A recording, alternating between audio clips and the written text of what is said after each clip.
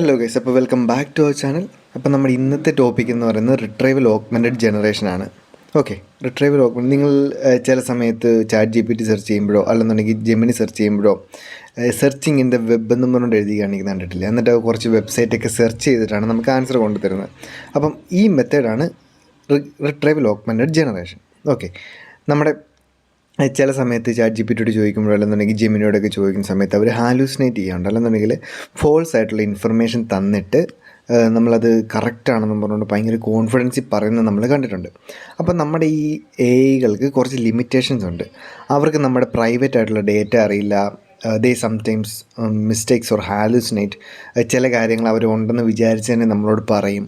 പിന്നെ അവർക്ക് ഒരിക്കലും അപ് ടു ഡേറ്റ് ആയിട്ട് ഇരിക്കാൻ പറ്റില്ല. കാരണം നമ്മൾ ഈ മോഡൽസിനെ എല്ലാം ഡേറ്റ വെച്ചാണ് ട്രെയിൻ ചെയ്യുന്നത്. ഓക്കെ, അപ്പം ചിലപ്പം ജി പി ടി അല്ലെന്നുണ്ടെങ്കിൽ എ ഐ മോഡൽസ് നമ്മൾ യൂസ് ചെയ്യുന്നത് ഒരു 2023 വരെയുള്ള ഡേറ്റയൊക്കെ വെച്ച് ട്രെയിൻ ചെയ്തതായിരിക്കും. അപ്പോൾ അവർക്ക് കറണ്ട് ആയിട്ടുള്ള കാര്യങ്ങളൊന്നും അറിയത്തില്ല. അപ്പോൾ ഇതിനെല്ലാം കൂടെ ഉള്ളൊരു സൊല്യൂഷനാണ് റിട്രൈവൽ ഓഗ്മെൻറ്റഡ് ജനറേഷൻ. നമ്മൾ റാഗ് എന്ന് പറയും. ഓക്കെ, അപ്പം റാഗ് എങ്ങനെയാണെന്ന് വെച്ചിട്ടുണ്ടെന്നുണ്ടെങ്കിൽ ഈ ഡോക്യുമെൻറ്റ്സ് നമുക്ക് ഓൾറെഡി ഇപ്പം കുറച്ച് ഡോക്യുമെൻറ്റ്സ് ആണോ അല്ലെന്നുണ്ടെങ്കിൽ നമ്മുടെ പ്രൈവറ്റ് ആയിട്ടുള്ള ഡോക്യുമെൻറ്റ്സ് അല്ലെന്നുണ്ടെങ്കിൽ വെബ്സൈറ്റുകൾ, യൂട്യൂബ് വീഡിയോകൾ അല്ലെന്നുണ്ടെങ്കിൽ അങ്ങനെ എന്തെങ്കിലും ഉള്ളൊരു നോളജ് ബേസ് കാണും. അപ്പം ഈ നോളജ് ബേസിൽ പോയിട്ട് സെർച്ച് ചെയ്യും. ഒരു സ്പെസിഫിക് ഇൻഫർമേഷന് വേണ്ടിയിട്ട് സെർച്ച് ചെയ്തിട്ട് ആ സ്പെസിഫിക് ഇൻഫർമേഷൻ എടുത്തുകൊണ്ട് വന്നിട്ട് അതിനെ ബേസ് ചെയ്തിട്ടുള്ള ആൻസർ ആയിരിക്കും നമുക്ക് തരുന്നത്. അപ്പോൾ ഇത് കുറച്ചുകൂടി റിലയബിൾ ആയിരിക്കും, നമുക്ക് ട്രസ്റ്റ് വർത്തി ആയിരിക്കും, നമുക്ക് ഈ തരുന്ന കാര്യങ്ങളെ വിശ്വസിക്കാൻ പറ്റും. ഓക്കെ, അപ്പം രണ്ട് പ്രോസസ്സാണ് ഇതിൻ്റെ അകത്തുള്ളത്.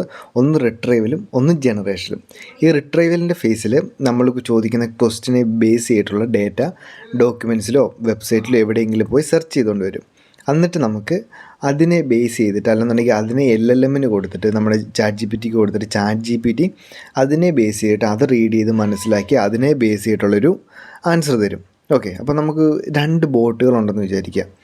ഒന്ന് റാഗ് വെച്ച് ട്രെയിൻ ചെയ്ത ബോട്ടും ഒന്ന് normal chat G P T വെച്ച് നമ്മൾ ബിൽഡ് ചെയ്ത ബോട്ടും.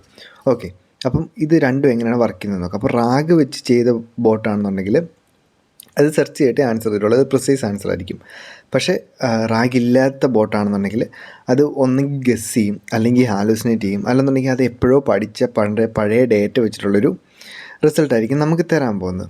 ഓക്കെ, അപ്പം അത് ഹാലൂസിനേഷനോ അല്ലെന്നുണ്ടെങ്കിൽ മിസ്റ്റേക്കിനുള്ള ചാൻസ് കൂടുതലാണ്. അപ്പം റാഗ് ബോട്ടാണെന്നുണ്ടെങ്കിൽ ആദ്യം പോയിട്ട് സെർച്ച് ചെയ്യും, ഫൈൻഡ് ചെയ്യും, പിന്നെ റീഡ് ആൻഡ് പ്രിപ്പയർ ചെയ്യും. ഓക്കെ, സെർച്ച് ചെയ്യുന്ന സമയത്ത് നമ്മൾ വെക്റ്റർ ഡേറ്റാബേസിലേക്കായിരിക്കും സ്റ്റോർ ചെയ്യുന്നത്. അതിന് കുറച്ച് മീനിങ് ഒക്കെ വെച്ച് സെർച്ച് ചെയ്തെടുക്കാനുള്ള കുറച്ച് ടെക്നിക്സ് ഒക്കെ ഉണ്ട്. അത് ഞാൻ ചാറ്റ് ബോട്ടിന് ഇംപ്ലിമെൻറ്റേഷനിൽ പറഞ്ഞുതരാം. അത് ലാംഗ്ചെയിൻ്റെ ഞാനൊരു ട്യൂട്ടോറിയൽ ചെയ്യുന്നുണ്ട്, അതിൻ്റെ അത് ഞാൻ ചാറ്റ് ബോട്ടിന് ഇംപ്ലിമെൻറ്റ് ചെയ്ത് കാണിക്കാം. ഇപ്പോൾ ഒരു എക്സാമ്പിളിന് വേണ്ടിയിട്ട് നിങ്ങൾ നിങ്ങളുടെ പ്രൈവറ്റ് ആയിട്ടുള്ള കമ്പനിയിലെ റീഫണ്ട് പോളിസി എങ്ങനെയാണെന്നൊന്ന് സെർച്ച് ചെയ്ത് ചാറ്റ് ജി പി ടിയോട് ചോദിച്ചാൽ ചാറ്റ് ജി പി ടിക്ക് അറിയത്തില്ലെന്ന് പറയാം, അല്ലെന്നുണ്ടെങ്കിൽ എന്തെങ്കിലും മിസ്റ്റേക്ക് ആയിട്ടുള്ള ആൻസർ പറയും. പക്ഷേ അതൊരു റാഗ് ചെയ്ത് ചാറ്റ് ബോട്ടാണെന്നുണ്ടെങ്കിൽ നിങ്ങളുടെ കമ്പനിയുടെ ഡേറ്റാബേസിൽ പോയി അത് കറക്റ്റായിട്ട് ഫെച്ച് ചെയ്തിട്ടുള്ള ആൻസർ ചെയ്യും.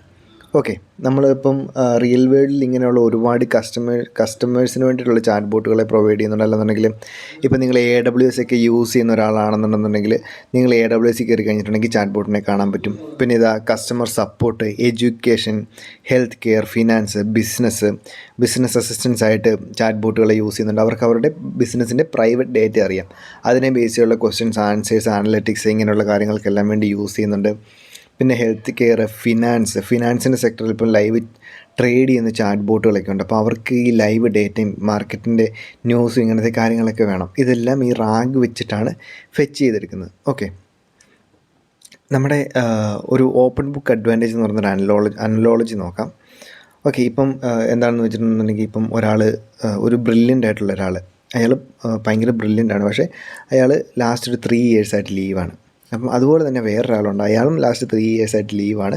പക്ഷേ ഒരു എക്സാം എഴുതുന്ന സമയത്ത് ഒരാൾക്ക് ഈ ബുക്ക് നോക്കി എഴുതാൻ പറ്റും. അപ്പം ഈ ബുക്ക് നോക്കി എഴുതുന്ന ആളല്ലേ കൂടുതൽ സ്കോർ ചെയ്യാനും കൂടുതൽ ആക്യുറേറ്റ് ആയിട്ട് അപ് ടു ഡേറ്റ് ആയിട്ടിരിക്കാനും സാധിക്കുകയുള്ളൂ. രണ്ടുപേരും ബ്രില്യൻ്റാണ്. അതിൻ്റെ കൂടെ ബുക്ക് നോക്കി എഴുതാനുള്ളൊരു ഓപ്പർച്യൂണിറ്റി കൂടെ കിട്ടിക്കഴിഞ്ഞിട്ടുണ്ടെന്നുണ്ടെങ്കിൽ നല്ല സെറ്റപ്പായിട്ട് പെർഫോം ചെയ്യും. അതാണ് നമ്മൾ റാഗ് യൂസ് ചെയ്യുന്നത്. നമ്മുടെ AIസിനെ കുറച്ചും കൂടെ ബെറ്റർ ആക്കാനും റിലയബിൾ ആക്കാനും ഡേറ്റ ഡ്രിവൻ ആയിട്ട് വർക്ക് ചെയ്യിപ്പിക്കാനും. അപ്പം AIക്ക് അറിയാം ഈ ഡേറ്റ കൊടുത്തു കഴിഞ്ഞാൽ ഇങ്ങനെയാണ് കാര്യങ്ങൾ, അപ്പോൾ അതിനെ ബേസ് ചെയ്തിട്ടുള്ള ഡിസിഷൻ എടുക്കാനും AIസിന് പറ്റും. അതാണ് റാഗ് നമ്മൾ യൂസ് ചെയ്യുന്നത്. ഓക്കെ, അപ്പോൾ നിങ്ങൾ ആദ്യമായിട്ടാണ് ചാനൽ കാണുന്നതെങ്കിൽ ലൈക്ക് ചെയ്യുക, ഷെയർ ചെയ്യുക, സബ്സ്ക്രൈബ് ചെയ്യുക. ഓക്കെ.